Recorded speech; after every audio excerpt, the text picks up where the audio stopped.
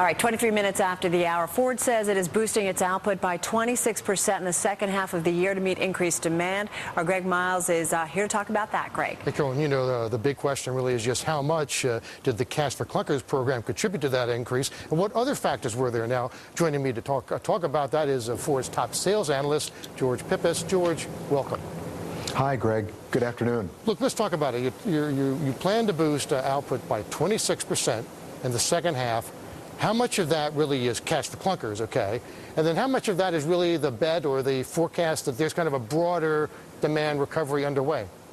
Well, I think it reflects several things, not the least of which is the really very difficult conditions and low auto sales of a year ago in the second half after the Lehman collapse and the banking crisis that emerged. But since the first quarter, Ford has been increasing production every quarter to the point that you've seen in today's release. And a lot of that is due to the reception of our new fuel-efficient products, which really served us well when the Cash for Clunkers program got underway in late July. So essentially, you seem to be saying that well, one of the factors forcing this production increase really is just that your inventory just got abnormally low. It really did.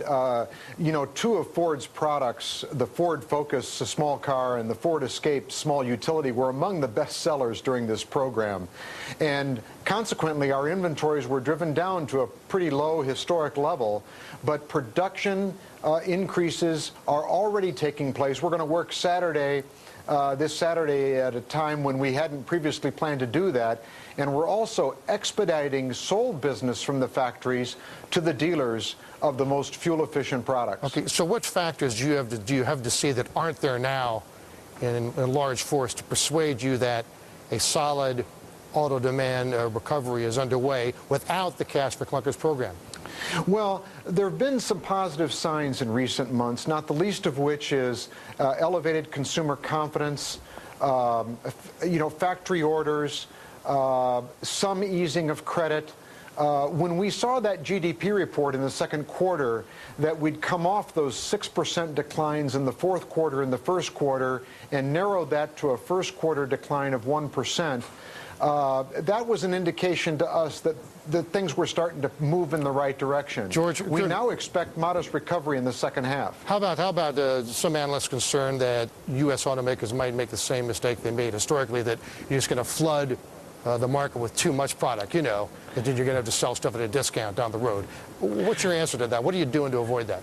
Well, first of all, we're using a very conservative assumption compared to many automakers and some outsiders with regard to 2010 forecast. Much of what you see today is pointing towards a relatively conservative forecast for 2010. Good, George. And our inventories will be in great shape, I think, by the time we close out the year. George, we got the 15 seconds left. So if I want to get a bright red Ford Focus with all the options, leather seats, in a month I can get it? You got 5 seconds. I think there's a dealer that'll be able to find one for you. Okay, we may test you out on that. Anyway, there you have. George, thanks for your time.